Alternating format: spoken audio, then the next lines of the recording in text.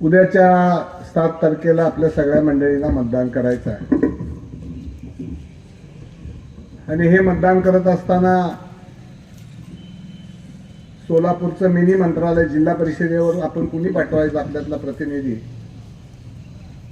आणि आपल्या तालुक्यासाठी असलेलं दुसरं छोटंसं मंत्रालय म्हणजे पंचायत समिती, या पंचायत समितीसाठी आपल्या विभागाचं प्रतिनिधित्व करण्यासाठी कोणाला पाठवायचं हा निकाल आपल्याला येत्या 7 तारखेला घ्यायचा आहे.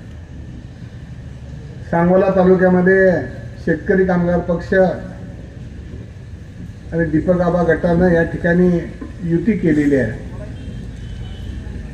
आणि या युतीचे आघाडीचे 2 उमेदवार आपल्या शेजारच्या गावच्या वाकीतील नरळेवाडीच्या आलदरताई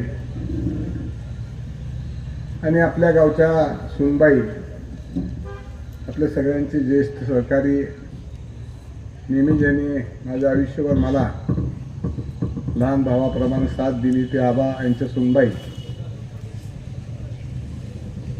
सौभाग्यवती नवलेताई, व्यासपीठावर उपस्थित असलेले सर्वच नेते मंडळी, एवढ्या मोठ्या संख्येने उपस्थित असलेले सर्व एकतपूर गावातील आणि या परिसरातील मतदार बंधू भगिनी आणि माझ्या तरुण मित्रांनो, निवडणूक म्हणली की चुरस असते, स्पर्धा असते, प्रत्येकानं आपली आपली मतं मांडायचा प्रत्येकाला लोकशाहीमध्ये अधिकार आहे. काही मंडळी कालपर्यंत आपल्याकडे आले असतील, भविष्य काळामध्ये आपल्याकडे येतील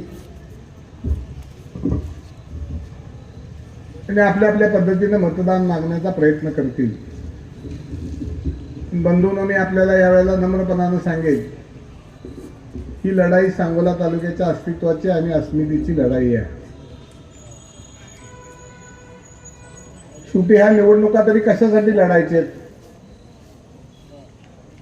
आमच्या राजकीय आयुष्यामध्ये कैलासवासी काका असतील, त्यानंतर माझ्या आई काकी असतील, किंवा मी असेन, आता आमचा मुलगा असेल, किंवा भाई गणपतरावजी देशमुख साहेब असतील, त्यांच्यानंतर आता ही तिसरी पिढी माननीय बाबासाहेब देशमुख असतील. आम्ही काय स्वतःच्या कुटुंबासाठी किंवा आमच्या स्वार्थासाठी या तालुक्याच्या राजकारणामध्ये कधीच उतरलेलो नाही.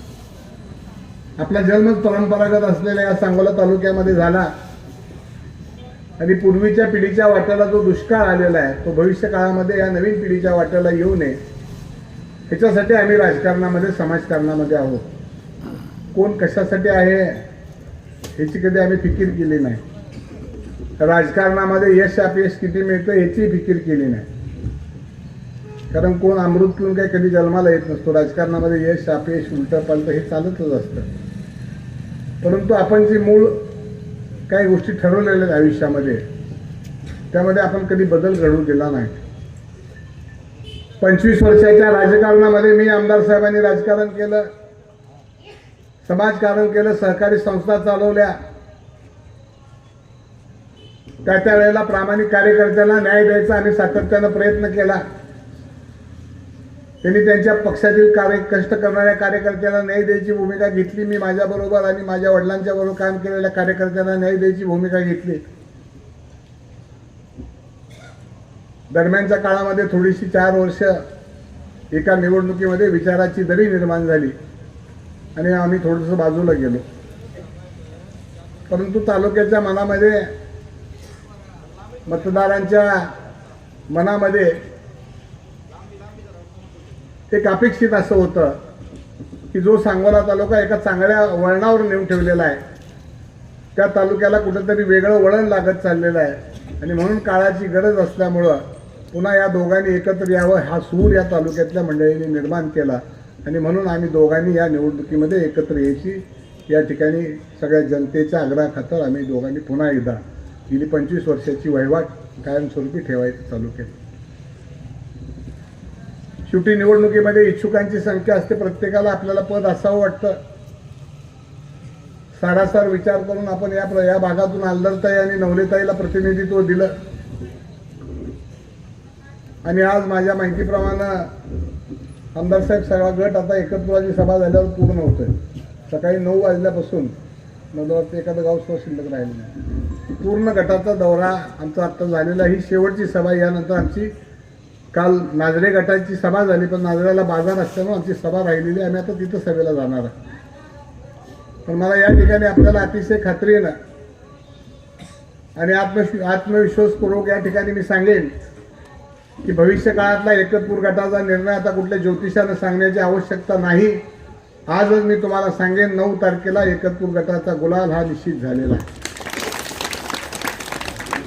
प्रश्न आता या ठिकाणी राहिलेला आहे की तुमच्या गावाला प्रतिनिधित्व करण्याची संधी मिळालेली आहे, त्यामुळं सगळ्या गावांनी एकत्र द्यायला पाहिजे. मागच्या वेळेला सुद्धा याच गावाला संधी मिळाली होती, गावाने पक्ष पार्टी सोडून बऱ्यापैकी गाव एकत्रित झालं होतं अशी आठवण मला येते. मग ते मला माहिती आहे. मी आता एक आमची सुशिक्षित सुनबाई जिनं 15 वर्ष अध्यापनाचं काम केलं, त्यावेळेला आणि आजपर्यंतच्या काळामध्ये आबाचं आणि नवले कुटुंबाचं योगदान हे एका गावापुरतं मर्यादित नाही, एका तालुक्यापुरतं मर्यादित नाही, संबंध देशभरामध्ये माननीय डॉक्टर नवले सरांनी आपल्या कर्तृत्वानं या सिंहगड इन्स्टिट्यूटमध्ये हजारो लोकांना नोकरी देऊन त्यांचे संसार उभा केले. आज ही अतिशय चांगल्या पद्धतीने या संस्थेचं नाव करत असताना सरांनी सुद्धा रोजगार देत असताना आपल्या भागातील दुष्काळी पट्ट्यातील आपल्या या सगळ्या पट्ट्यातील लोकांना, तरुणांना न्याय द्यायची संधी दिली. अशा कुटुंबातली एखादी व्यक्ती उभा राहत असताना आपलं नैतिक जबाबदारी आहे की त्या कुटुंबातल्या व्यक्तीला सुद्धा आपण भरभरून मदत केली पाहिजे. ही नैतिक जबाबदारी स्वीकारण्यासाठी या ठिकाणी आम्ही आपल्याला विनंती करण्यासाठी आलेलो आहे. आता आलदरताई त्या वाकीखालच्या नरळेवाडी गावातील एका शेतकरी कुटुंबामध्ये आलेल्या सुनबाई आहेत. त्यांनी कर्तृत्वानं स्वतःच्या शेती व्यवसायामधून संबंध महाराष्ट्रामध्ये आपल्या नावाचा नावलौकिक मिळवला आणि आज ज्या पद्धतीनं आमदार साहेबांनी, ज्या पद्धतीनं मी निष्ठावंत कार्यकर्त्याला परिस्थिती न बघता त्याच्या कामाच्या कर्तृत्वावर कार्यकर्त्यांनी केलेल्या आग्रहावर या दोन्ही उमेदवार या ठिकाणी मिळालेल्या आहेत. आणि म्हणून या निमित्तानं मी आपल्या सगळ्यांना विनंती करणार आहे की उद्याच्या 7 तारखेला आपल्या आघाडीचं चिन्ह नारळ आहे.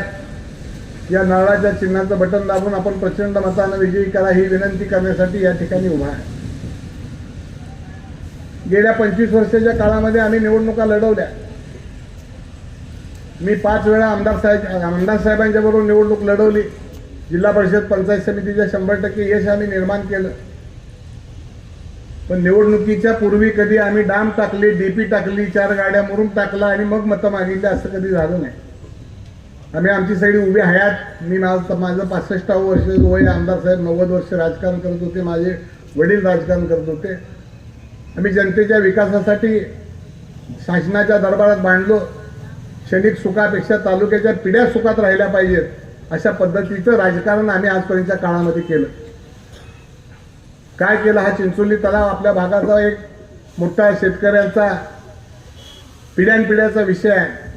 नेहमी पाण्यावर अन्याय व्हायचा. दर मिटिंगला मी आमदार साहेब असायचं, कधी मी आमदार होतो कधी नव्हतो. प्रत्येक वेळेला डॉक्टर साहेब तुम्ही आता वर्ष झालं आलेला आहात, 25 वर्ष यांच्याबरोबर प्रत्येक मिटिंगमध्ये या कालवा सल्लागारच्या बिगर भांडण न करता आम्ही उठलो असं कधीच झालं नाही. सगळे वर दिग्गज आहेत आणि या सगळ्या दिग्गजांच्या तोंडातून पाणी काढून आपण खाली आणायचं. निळा उजवा कालवा असेल, टेंबू असेल, आता या सांगोल्याची उपसा सिंचन योजना असेल, ही 28 वर्षापूर्वी मंजूर झालेली योजना आहे. प्रत्येकाने काम केलं असेल त्या पद्धतीनं. परंतु मी 25 वर्षाच्या काळामध्ये आमदार साहेबांच्यावर काम करत असताना या योजना कार्यान्वित होण्यासाठी किती कष्ट घेतलं, रात्रीचे दिवस कशा पद्धतीनं केले याचा मी एक साक्षीदार आहे. आणि शेवटी या तालुक्याला एक दुष्काळाचा कलंक होता. नेहमी आम्ही मुंबईला गेलो की कुठल्याही मंत्र्याकडे गेल्यानंतर प्रत्येक मंत्री आम्हाला चेष्टेनं माझा दुष्काळ आला सांगोल्यात. परंतु आज ती दुष्काळाचा एक कलंक आपण पुसून टाकलेला. 4ही बाजूला तालुक्याला पाणी मिळालेलं आहे. म्हैसाळचं पाणी आलेलं आहे, टेंबूचं पाणी आलेलं आहे, निळा उजवा कालव्याचं जादाचं पाणी आलेलं आहे. प्रत्येकाने आपल्या आपल्या पद्धतीने त्यामध्ये प्रयत्न केले आहेत. आम्ही असं काही आमचा दावा नाही परंतु गेली सत्तेमध्ये असताना 25 वर्ष संघर्ष करण्याची भूमिका ही आमची आहे आणि या निवडणुकीची पद्धत बदलत चाललेली आहे. मोडून टाकून डाम रवून जर लोकांकडून मतं घेणार असतील तर भविष्य काळामध्ये आपण अशा लोकांकडून काय अपेक्षा करायची? नेमकं समाजासाठी आपण काय मागायचंय त्यांच्याकडे, हा विचार आपल्याला या निमित्तानं करावा लागणार आहे. आणि ही लढाई अस्मितेची, तालुक्यातल्या गरीब जनतेची, शेतकऱ्याची, बळीराजाची, कष्टकऱ्याची, दीनदलितांची आहे. खंडू सातपुतेने या ठिकाणी सांगितलं, राज्यामध्ये पक्ष एका बाजूला आणि सांगोला तालुक्यामध्ये आम्ही एका बाजूला आहे. तिथल्या आरपीआयने खणखणीतपणाने आठवले साहेबांना सांगितलं, साहेब आम्ही या आघाडीबरोबर राहणार आहे. ही आघाडी आम्हाला प्रामाणिकपणानं काम करताना सहकार्य करणारी आहे. बरेच प्रयत्न झाले, अनेक दबाव त्यांच्यावर आणायचा प्रयत्न केला, परंतु सांगोला तालुक्यातल्या आरपीआयने खंबीर भूमिका घेतली आणि सकाळी त्या ठिकाणी आपल्या या सांगोला तालुका विकास आघाडीला पाठिंबा जाहीर केला. ही महाराष्ट्रामध्ये पहिल्यांदा घडलेली हे कशासाठी आहे? आरपीआय म्हणजे दलित समाजातील चळवळीत काम करत असताना आठवले साहेबांनी आपल्या उभ्या हयातीमध्ये आंबेडकरी चळवळीला न्याय द्यायचा प्रयत्न केला. 2 वेळेला आमदार साहेब या ठिकाणी आपण विक्रमी मताने आठवले साहेबांना आपल्या माढा मतदारसंघातून आदरणीय पवार साहेबांच्या आदेशान्वये 3-3 लाखानं निवडून दिलेला आहे. महाराष्ट्रामध्ये, देशामध्ये विक्रमी उच्चांकी मतदान केलेलं आहे. असा एक इतिहास असलेला तालुका आहे आणि म्हणून एका वेगळ्या वळणावर तालुका न नेता पूर्वीसारखा शांतता, सुरक्षितता आणि या तालुक्याची सर्व गोरगरीब जनतेची भविष्य काळातली नवीन पिढी आपल्याला भविष्य काळामध्ये MIDC करायचे, छोटे मोठे उद्योग आपल्याला उभा करायचे. परवाच मी माझा एक अनेक वर्षाचा सहकारी आहे इथला जाधव, त्याच्या मुलाच्या फॅक्टरीच्या उद्घाटनाला आलो होतो आणि अतिशय चांगली एक फॅक्टरी, स्वतःचा उद्योग मच्छिंदरच्या पोरानं त्या ठिकाणी उभा केलेला आहे. पुण्यामध्ये एका मुलानं व्यवसाय उभा केलेला आहे. उद्योगाच्या क्षेत्रामध्ये आणि गावामध्ये बाहेर जाऊन कुठेतरी आपण उद्योग करून स्पर्धेमध्ये टिकल्याशिवाय सुद्धा आपला प्रपंच असेल, आपला उद्योग असेल, आपल्या संसाराची, आपल्या भागाची प्रगती असेल ती होऊ शकत नाही. ज्ञानेश्वरी आमचं सहकार्य पुण्याला आहे, इथं आमची ताई बसलेली आहे वनिता. ही सगळी आमची काम करणारी माणसं आहेत. ही स्वतःच्या स्वार्थासाठी कधी काम करत नाहीत. महिलांच्यासाठी काय सक्षमीकरण करायचं असेल, ज्ञानेश्वरने अनेक या ठिकाणी महिलांसाठी उपक्रम घेतले. वनिताताई आमची कायम महिलांच्या सेवेसाठी रोज मला भांडत असते फोन करून, आबा हे पाहिजे आमच्या बायकांना, ते पाहिजे आमच्या बायकांना. पण ती बिचारी कधी काम मागायला मला आली नाही 10 लाखाची काही शिफारस द्या आबा म्हणून, किंवा ज्ञानेश्वर कधी माझ्याकडे आला नाही 10 लाखाची शिफारस द्या, किंवा आमचा मच्छिंदर कधी आला नाही. ज्या वेळेला ही मंडळी माझ्याकडे आली त्या वेळेला विकासाची कामच घेऊन आली. हा उद्योग आम्ही 25-30 वर्षाच्या काळामध्ये केलेला आहे आणि म्हणून मत मागायचा अधिकार माझा असेल, माननीय डॉक्टर बाबासाहेबांचा असेल, आमच्या आघाडीचा असेल. त्याच्यासाठी आम्ही हक्कानं आपल्याकडे आलेलो आहे. मला माहिती आहे ज्यावेळेला हक्कानं आम्ही येतो, आबांच्या सुनबाईनं सांगितलं, आबांनी तर अनेक प्रसंग आले, घरामध्ये प्रसंग आले, 2-2 पक्ष पार्ट्या झाल्या, पण मला कधी आबांना सोडलं नाही. कायम मला कधी 4 दिवसातला फोन येणार, आबा तुम्ही कसं आहे, काय काळजी करू नका, यश अपयश येत असतं, घाबरायचं नाही, आम्ही तुमच्याबरोबर आहे. अनेक जणांना वाटतं आयुष्यामध्ये आबा काय केलं तुम्ही, काय मिळवलं तुम्ही. मी म्हणलं आबासारखी माणसं, आमच्या ज्ञानेश्वर सारखी माणसं, वनितासारख्या बहिणी मी माझ्या आयुष्यामध्ये मिळवल्या. आयुष्य काय असतं माणसाचं आपण बघितलं. काल क्षणामध्ये एवढा मोठा दिग्गज राजा एका सेकंदामध्ये पडद्याच्या आड गेला. काय करू शकलो आपण? आयुष्य क्षणभंगूर आहे. जोपर्यंत आपल्याला काम करायचं आहे तोपर्यंत लोकांच्या सेवेसाठीच काम करायचं हा वसा साळुंके पाटील कुटुंबाने आणि माननीय आमदार साहेबांच्या कुटुंबाने घेतलेला आहे आणि म्हणून आम्ही हक्कानं मत मागायला. खंडूला काय येड लागले? आपला नेता एका बाजूला आणि सांगोला तालुक्यात एक खंडू सारखा तालुका अध्यक्ष खणखणीत सांगतो, साहेब आम्ही या आघाडीला पाठिंबा देणार. साहेब म्हणजे अरे खंडू आपण देशामध्ये काय चाललंय तुझं काय, तुमचं साहेब काय चालायचं चालू द्या, आणि आठवले साहेबाला सुद्धा रोखण्याची आणि कार्यकर्त्याला सांगायची हिंमत या तालुक्यामध्ये आहे. त्याचं नाव आहे खंडू सातपुते. हे या तालुक्यामध्ये आम्ही सगळ्या मंडळींनी मिळून मिळवलेलं आहे. नेत्यावरचा कार्यकर्त्यावर विश्वास, कार्यकर्त्याचा नेत्यावर विश्वास. सत्ता येत असते, जात असते, पराभव, यश, अपयश हे आम्ही कधी ग्राह्य धरलेलं नाही. परंतु उद्याचं हे मिनी मंत्रालय जनतेच्या सेवेसाठी आपल्याला उपलब्ध करायचं आहे. आणि म्हणून मी फार वेळ झाला, मी जास्त वेळ बोललो, कारण आम्हाला बरोबर 7:30 वाजता तिथं पोचायचं आहे. 7चं टायमिंग दिलेलं आहे. माझ्यानंतर आमदार साहेब बोलणार आहेत. बोलण्यासारखं खूप आहे. पाण्याच्या बाबतीमध्ये बघितलं आपण, ओढे नाले भरून घेतले. चिंचोली तलाव कायमस्वरूपी आपल्याला त्या टेल टँकमध्ये घालायचा आहे. वर्षातून किमान 2 वेळा चिंचोली तलाव भरला तर आपल्याला पिढ्यानपिढ्या कधी पाण्यासाठी भीक मागावी लागणार नाही. बंधारे आपण साहेबांच्या काळामध्ये असताना हे सगळे बंधारे आपण ज्ञानेश्वर करून घेतले. जेवढी करता येतील तेवढी कामं करायचा आपण सातत्यानं प्रयत्न केला आणि भविष्य काळात सुद्धा आपण करणार आहोत. अशा 2 सक्षम आमच्या भगिनी या ठिकाणी उद्याचं प्रतिनिधित्व करायला दिलेले आहेत. आता एक शेवटचं 2 मिनिटं सांगतो आणि मी माझं भाषण थांबवणार आहे. आम्ही आता एक नवीन पॅटर्न उभा केलेला आहे. म्हणजे आम्ही दोघांनी ठरवलेलं आहे, आमदार साहेबांनी. दर 3 महिन्याला जिल्हा परिषद पंचायत समितीच्या सदस्यांनी ग्रामपंचायतीच्या कार्यालयामध्ये 1 दिवसाचं या पंचायत समितीच्या गणाचं एक शिबिर त्या ठिकाणी घ्यायचं. पंचायत समितीची गावं बोलवायची. त्या ठिकाणी पंचायत समितीतला जो स्टाफ आहे, जिथं विहिरी मंजूर होतात, जिथं रोजगार हमीची कामं आहेत, म्हणजे पंचायत समितीमध्ये कामासाठी जावं लागणारे जे सगळे अधिकारी आहेत ते एका बाजूला बसवायचे. दारिद्र्य रेषेचं कार्ड असेल, पेन्शन योजना थांबली असेल, ज्या काही गोष्टी असतील ते तलाठी सर्कल आणि ते सगळे अधिकारी एका बाजूला बसवायचे. गावाच्या विकास कामाची जिल्हा परिषदचा ओरशेर असेल, डेप्युटी इंजिनियर असेल, ते सगळे समोर बसवायचे. आणि गावातली कामं, सिटी सर्वेचा अधिकारी या ठिकाणी बोलवायचा. आणि गावातल्या लोकांनी सांगोल्याला हेलपाटे घालण्यापेक्षा दर 3 महिन्यातनं या ठिकाणी इथं येऊन त्या माणसाचं काम, आपण इथं डॉक्टर, मेडिकल ऑफिसर, ही सगळी मंडळी आपण बोलवायची. जसा कॅम्प घेतो आपण तसा कॅम्प दर 3 महिन्याला घ्यायचा. आणि गावातल्या लोकांनी सांगोल्याला हेलपाटे घालण्यापेक्षा माझ्या इथल्या गरिबाचं काम सांगोल्याला जाऊन करण्यापेक्षा याच ठिकाणी करायचं, असा एक निर्णय आम्ही घेतलेला आहे. आणि म्हणून येत्या भविष्य काळामध्ये दर 3 महिन्याला आमच्या या 2 भगिनी मिटिंग घेतील. आम्ही दोघंही त्या ठिकाणी मार्गदर्शन करायची आवश्यकता असेल तर येऊ. सगळे अधिकारी या ठिकाणी येतील. नंतर आपण बघितलं गेल्या पिढ्यानपिढ्या एखाद्या जर तलाट्याकडे काम असलं किंवा सांगोलीच्या कचेरीत काम असलं तर इथं जायचं, मोटरसायकल घेऊन सकाळी ती गाडी, कारण कचेरीतला आखणार तर कधी येणार.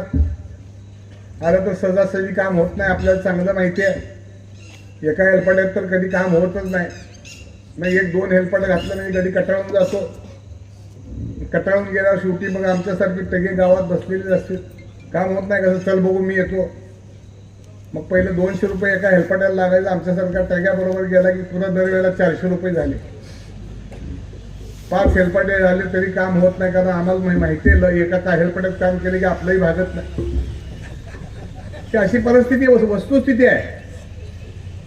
आणि हे सगळं आता भविष्य काळामध्ये आम्हाला थांबवायचं आहे. आणि म्हणून गोरगरिबाला न्याय देण्यासाठी आमच्या या 2 भगिनींना उद्याच्या 7 तारखेला विक्रमी मतानं विजयी करा, एवढीच विनंती या निमित्ताने करतो आणि थांबतो. धन्यवाद. जय हिंद, जय महाराष्ट्र.